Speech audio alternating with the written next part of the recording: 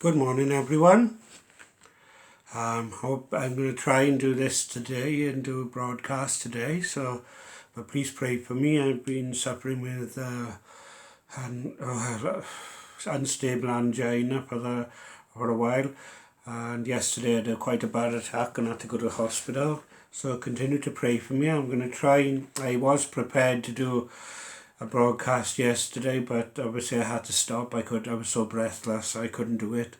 So I'm going to try today. So pray that God will bless us and help me through today. I'm trying to take it easy and rest. As I say, I'm just recovering after, suspected they thought it could have been a heart attack, but thank God it wasn't. But let's pray. Less about me and more about Jesus. That's what it's all about. Lord, we thank you for another day that we can look into your word. We can study your word, and Lord, help us, Lord, see how much we can get done today. If we can only do a short bit, Lord, I pray for your strength. I pray that something that's said today in this one will be a blessing to other people. Amen. So today we're looking at chapter 5 of Ezekiel. Edom will be wiped out. Obviously, this is a tough scripture. It doesn't sound easy to read, or we don't always understand why God does things, but this will make it clear why God had to destroy Edom. Let's begin reading it. Let's look at the guidelines in my booklet from ttb.org through the Bible.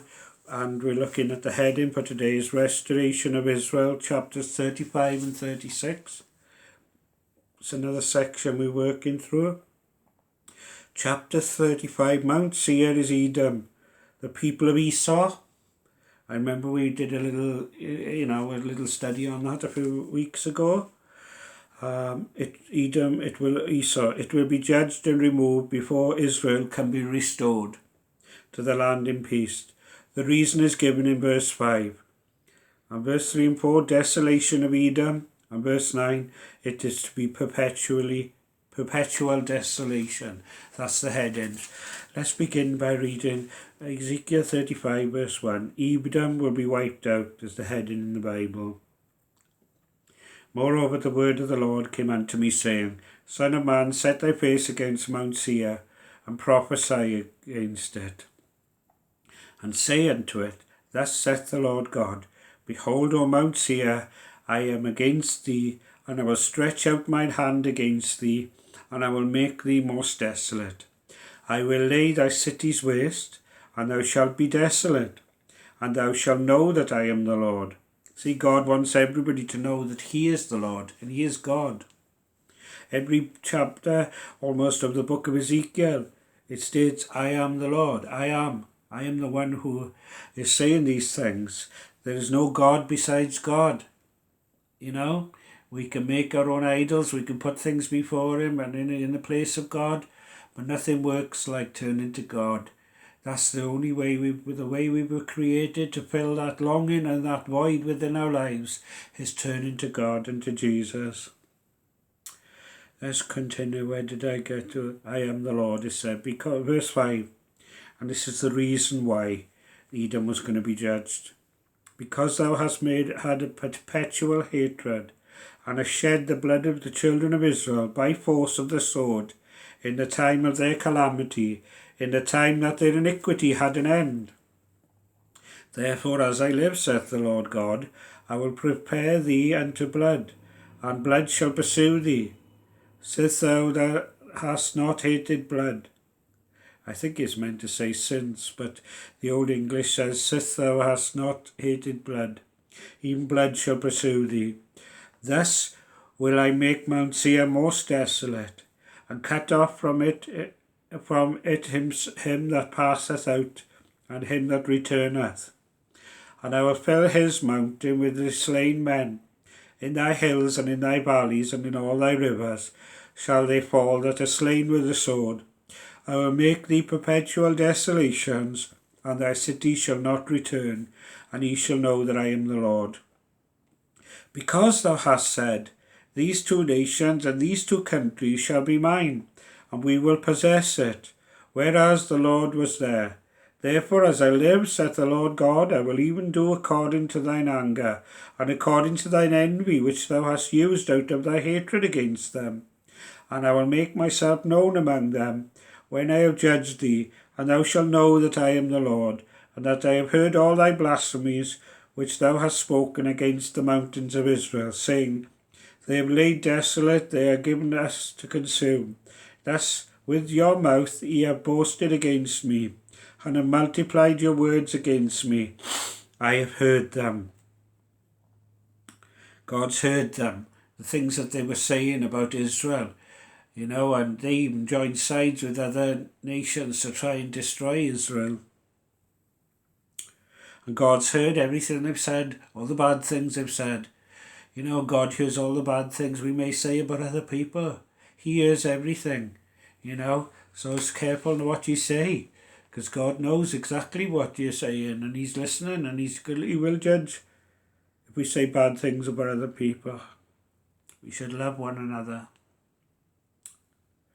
Verse 14, Thus saith the Lord God, When the whole earth rejoiceth, I will make thee desolate, as thou didst rejoice at the inheritance of the house of Israel, because it was desolate. So will I do unto thee. Thou shalt be desolate, O Mount Seir, and all Idumea, even all of it, and they shall know that I am the Lord. There it is again. They will know then that I am the Lord. God's done so much for people, and he keeps on pleading and pleading and pleading, so that they'll know that he's God and he's often protects. But there comes a time when God will say no more, and we have to be careful that we are walking in the right way. As you can tell, I'm struggling a bit today, so let's just look at the notes, and we'll make this a short one today. Verse 1 in my notes says, Ezekiel gave another prophecy against Edom when Mount Seir was located. His first prophecy against Edom is found in chapter 25, verse 12 to 14. We looked at that. In this prophecy, Ezekiel is probably using Edom to represent all the nations opposed to God's people. That's what the notes say here, but when I read it, it's directed to Edom, but it could be as an example of what God's going to do to other nations.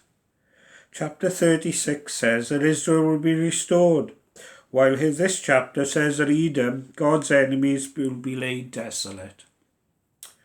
Verse 2, Edom offered to help destroy Jerusalem. See, they took sides. And yet, when you think back in time, Jacob and Esau were brothers. So they were related. They were, in relatives. But Edom still hated Israel, after what Jacob had done to Esau and vice versa. They made things difficult, and they were continuously at war, and they still hated each other. So, God was going to do something about it.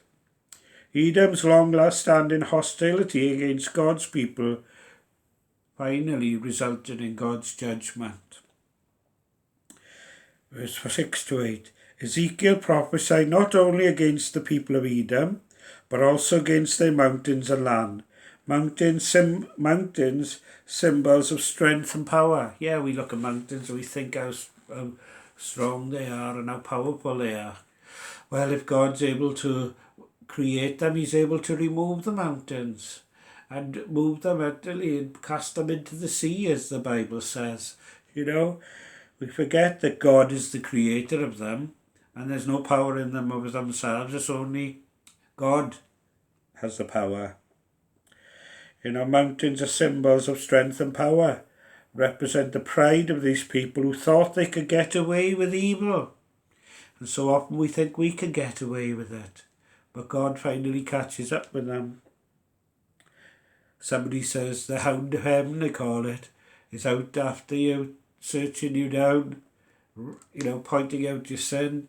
I've heard that as a saying, but I don't know where it's come from, but it means that God is continuously following and behind you, and he knows exactly what you do when you think that he is not looking.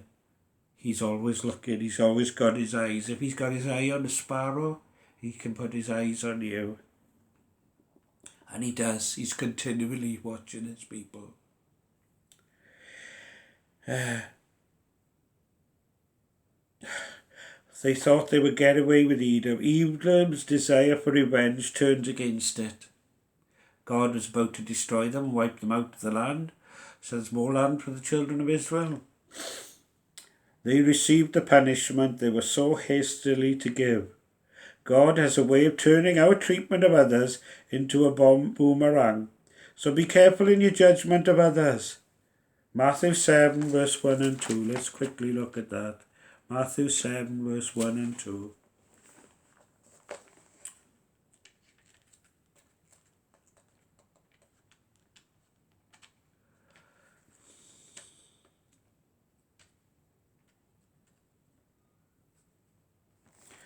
Seven. If I'm finding it, bear with me. A bit slow today, but that's it. Not give in, see? We cannot give in. You know, we must keep on preaching the word of God through all the circumstances. And where's it? Matthew 7 verse 1 and 2. Jesus teaches about criticizing others. Judge not that you be not judged. For with what judgment you judge, you shall also be judged. And with that measure you meet, it shall be measured to you. Yeah?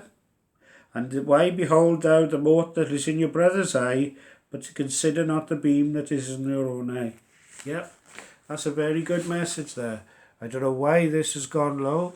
I better move it in a minute. I'll have to end shortly. But we must make sure that we are faithful and obedient to God's voice. And we must not judge other people. As it says, we'll be judged the same way. So anyway, it's only a short one today. I pray God's blessing upon you. Keep praying for me. Remember today and this week we're praying for Christian families, that there will be restoration and healing to them. So God bless you all. My battery's going to run out. I thought I'd put it on charge, but I didn't. So God bless you. Keep you safe. I'll try and be back with you tomorrow. Amen.